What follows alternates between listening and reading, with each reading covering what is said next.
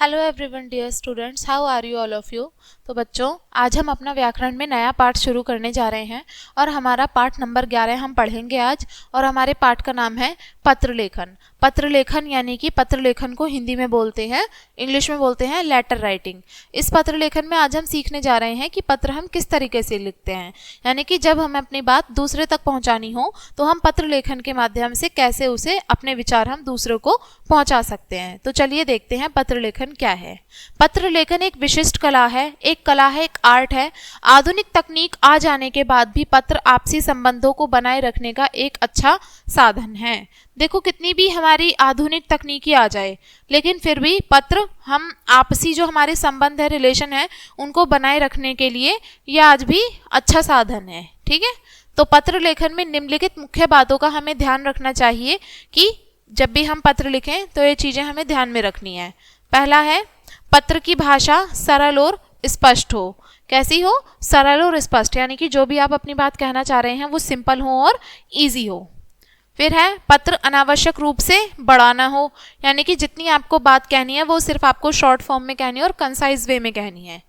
फिर है, पत्र में लिखावट साफ और सुंदर होनी चाहिए। जो भी आप लिख रहे हो पत्र में, एक तो राइटिंग का हमें खास ध्यान रखना है और राइटिंग पे ही ध्यान रखना है हमें। यथासंभव संबोधन तथा अभिवादन शब्द लिखने चाहिए। ठीक है, यानी कि संबोधन शब्द यानी कि किसको हम किस नाम से बुला रहे हैं वो, और अभिवादन शब्द, इन सभी को हमें ध्यान रखना है। पत्र पाने वाले के पद एवं संबंध का ध्यान रखते हुए शिष्ट भाषा का प्रयोग करना चाहिए। हमें ध्यान रखना है हम पत्र किसको लिख रहे हैं, उसी के अनुसार हमें अपनी भाषा का, शैली का भी ध्यान रखना है। फिर है, पत्र में विषय की स्पष्टता होनी चाहिए, यानी कि जो भी आप बात कहने चाह रहे हो पत्र में वो एकदम क्लियर होनी चाहिए। जिस भी विषय में आपका पत्र है वो बात बिल्कुल साफ शब्दों में, कम शब्दों में लिखी हुई हो। फिर है, नाम, पता और दिनांक पत्र में साफ और सही हो, यानी कि पत्र में जो भी आप नाम लिख रहे हो, दिन लिख रहे हो, दिनांक लिख रहे हो, वो सभी ठीक ठीक लिखा हुआ हो। तो ये सभी कुछ बातें थी जो हमें ध्यान रखनी है पत्र लेखन के समय। अब पत्र के प्रकार। पत्र हमने देखा क्या होता है, पत्र एक कला होती है पत्र लेखन। अब इसके कितने प्रकार होते हैं? पत्र दो प्रकार के होते हैं। पहला है अनौपचारिक और फिर है औपचारिक। अनौपचारिक पत्र यानी कि घरेलू पत्र, यानी कि जो पत्र हम सिर्फ और सिर्फ अपने रिश्तेदारों को, सगे संबंधियों को, भाई बंधुओं को लिखते हैं, है ना, वो सारे कौन से होते हैं? अनौपचारिक पत्र होते हैं। औपचारिक पत्र वो होते हैं जब हम किसी अधिकारी को या फिर कोई, अगर मतलब किसी पोस्ट पे कोई व्यक्ति है उसको हम लिख रहे हैं, सरकारी किसी कर्मचारी को लिख रहे हैं, कोई अगर किसी पोस्ट पे कोई व्यक्ति है उसको लिख रहे हैं, तो वो सारे पत्र किस में आएंगे? औपचारिक पत्र में आएंगे। पहले अब इसमें देखते हैं औपचारिक, अनौपचारिक पत्र कौन से होते हैं। ठीक है, अनौपचारिक घरेलू पत्र। ऐसे पत्र प्राय अपने मित्रों और सगे संबंधियों को लिखे जाते हैं, जैसे चाचा, माता, पिता, भाई, बहन, दीदी, दादी आदि को लिखे जाते हैं। अनौपचारिक या बाहरी पत्र। ऐसे पत्र प्राय उन लोगों को लिखे जाते हैं जिनसे हमारी जान पहचान नहीं होती, जैसे कि प्रधानाचार्य, संपादक, व्यापारी, कंपनियों आदि को जब हम पत्र लिखते हैं तो वो औपचारिक पत्र यानी कि फॉर्मल लेटर में आ जाता है। अब है पत्र का स्वरूप। पत्रों में स्थान और तिथि बाईं ओर लिखी जाती है। किस तरफ लिखी जाएगी? बाईं ओर, यानी कि लेफ्ट साइड में, इधर की तरफ लिखते हैं हमेशा। संबोधन बाईं ओर लिखा जाता है। संबोधन भी हम इधर की तरफ ही लिखेंगे, यानी कि जिस नाम से आप बुला रहे हो वो। फिर है, संबोधन के नीचे यथासंभव अभिवादन भी लिखा जाता है, यानी कि आप अभिवादन भी जरूर लिखोगे। ठीक है, वो भी हमें लिखना है। फिर है, पत्र का विषय हमें जरूर लिखना है, यानी कि आपने पत्र किस विषय के लिए लिखा है, क्या बात है, क्या आपको बतानी है, वो भी आप विषय में लिखोगे। पत्र के विषय के बाद शेष, फिर धन्यवाद, दर्शन की प्रतीक्षा में जैसे शब्द लिखे जाते हैं। अपना परिचय, संबंध सूचक शब्द, जैसे अपना परिचय भी हमें लिखना है, जैसे जो संबंध सूचक शब्द हैं, जैसे कि आपका भवदीय, भवदिया, आपका आज्ञाकारी, आपका प्रिय, है ना, इस तरीके से हमें इन शब्दों का प्रयोग करना है। ठीक है, तो ये हमारी कुछ बातें थी जो हमें ध्यान रखनी है। आगे है, लिफाफे पर पत्र लिखने का नमूना, यानी कि आपको सैंपल बताया है आपको कैसे पत्र लिखना है। सेवा में श्री हरिपाल सिंह, 104/35, सोमदत्त कॉलोनी, गाजियाबाद। पिन, जो भी वहाँ का पिन कोड होगा वो आप लिखोगे। ठीक है, और यहाँ प्रेषक निवेदिता, 23 मयूर अपार्टमेंट, मथुरा। ठीक है, यानी कि आपको एड्रेस और ये सभी इस चीज़ें से मेंशन करनी है पत्र में। नीचे दिए पत्रों के कुछ नमूने दिए हैं, उन्हें पढ़िए और पत्र लेखन का अभ्यास करिए। पहला है अनौपचारिक या घरेलू पत्र। देखिए, खेल कूद प्रतियोगिता में पुरस्कार मिलने पर मित्र को बधाई पत्र हम लिख रहे हैं, तो अनौपचारिक पत्र ही है। देखें क्या लिखा है। 225 प्रीत विहार, नई दिल्ली, दिनांक 18 अक्टूबर 2024। प्रिय मित्र पुनीत, सह स्नेह, बाल दिवस पर विद्यालय में आयोजित खेल कूद प्रतियोगिता में 4 पुरस्कार प्राप्त करने के लिए तुम्हें बहुत बहुत बधाई। उस दिन तुमने सभी प्रकार के खेलों में सचमुच अच्छा प्रदर्शन किया। तुम सभी खेलों में तुम अच्छा खेले। आशा है इसी तरह खेल में रुचि और अच्छे प्रदर्शन को भी आगे बनाए रखोगे। मुझे उम्मीद है कि खेलकूद प्रतियोगिताओं में एक दिन तुम भारत का प्रतिनिधित्व करोगे और मेडल भी जीतोगे।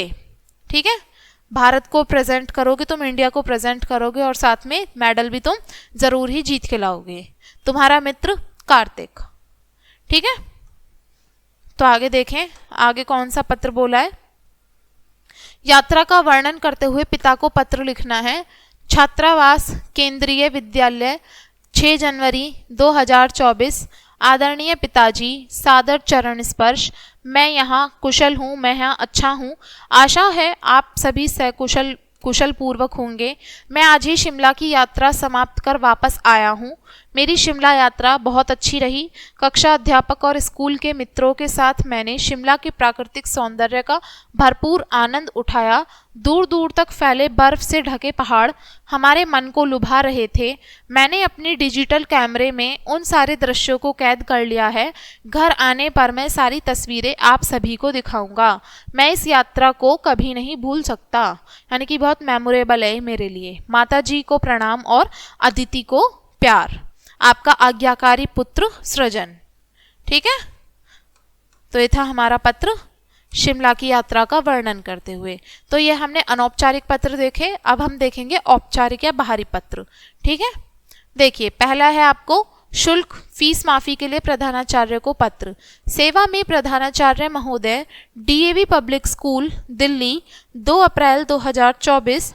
विषय शुल्क माफी के लिए। देखो, जो हमारे फॉर्मल लेटर्स होते हैं ना, यानी कि औपचारिक पत्र होते हैं, इसमें हमें विषय जरूर लिखना होता है, यानी कि हमने किस विषय के लिए पत्र लिखा है। शुल्क माफी के लिए पत्र। महोदय, सविनय निवेदन है कि मैं आपके विद्यालय में कक्षा 4 ए की छात्रा हूँ। मेरे पिताजी एक फैक्ट्री में कर्मचारी हैं। उनका मासिक वेतन 5,000 रुपये है। मेरी 2 बहनें व एक भाई भी विद्यालय में पढ़ते हैं। पिताजी के मासिक वेतन से घर का खर्च ही बड़ी मुश्किल से चल पाता है। ठीक है, कम सैलरी है जिसकी वजह से घर खर्च ही नहीं चल पा रहा। ऐसे में मैं विद्यालय का शुल्क देने में असमर्थ हूँ। अतः आपसे निवेदन है कि मेरा विद्यालय शुल्क माफ करने की कृपया करें। आपका आज्ञाकारिणी शिष्या मेघना, कक्षा 4 ए। ठीक है, तो ये था हमारा शुल्क माफी के लिए पत्र प्रधानाचार्य को। आगे का पत्र देखें किसको लिखा है। आगे का पत्र है बहन की शादी के अवसर पर प्रधानाचार्य को अवकाश के लिए प्रार्थना पत्र। सेवा में प्रधानाचार्य महोदय, गांधी पब्लिक स्कूल आगरा, 10 अक्टूबर 2024। विषय 4 दिन के अवकाश के लिए प्रार्थना पत्र। 4 दिन की छुट्टी चाहिए, उसके लिए हम एप्लीकेशन लिख रहे हैं। महोदय, सविनय निवेदन है कि मेरी बहन की शादी 25 अक्टूबर 2024 को तय हुई है। इस विवाह समारोह में शामिल होने के लिए मुझे लखनऊ जाना है। विवाह में मेरा जाना भी जरूरी है। अतः आपसे निवेदन है कि आप मुझे दिनांक 24/1/2024 से 27 तक का अवकाश प्रदान करें। मैं आपका आभारी रहूंगा। धन्यवाद। आपका आज्ञाकारी शिष्य माधव, कक्षा 4 बी। ठीक है, तो ये थे हमारे कुछ 2 औपचारिक पत्र जो प्रधानाचार्य को लिखे थे। एक तो शुल्क माफी का था और एक बहन की शादी में सम्मिलित होने के लिए छुट्टी के लिए पत्र था। ठीक है, तो अब क्या बोला है आपसे यहाँ पे क्वेश्चन में करने के लिए। कक्षा में प्रथम आने पर छोटे भाई को पत्र लिखना है और विद्यालय छोड़ने का प्रमाण पत्र प्राप्त करने के लिए प्रधानाचार्य को पत्र लिखना है। ठीक है, ये दोनों ही पत्र हम सेम इसी तरीके से लिखेंगे जैसे मैंने सिखाया आपको। तो चलिए बच्चों, इसको यहीं पे ख़त्म करेंगे इसी वीडियो के साथ में, और मिलेंगे अगले लेसन में नई वीडियो के साथ में।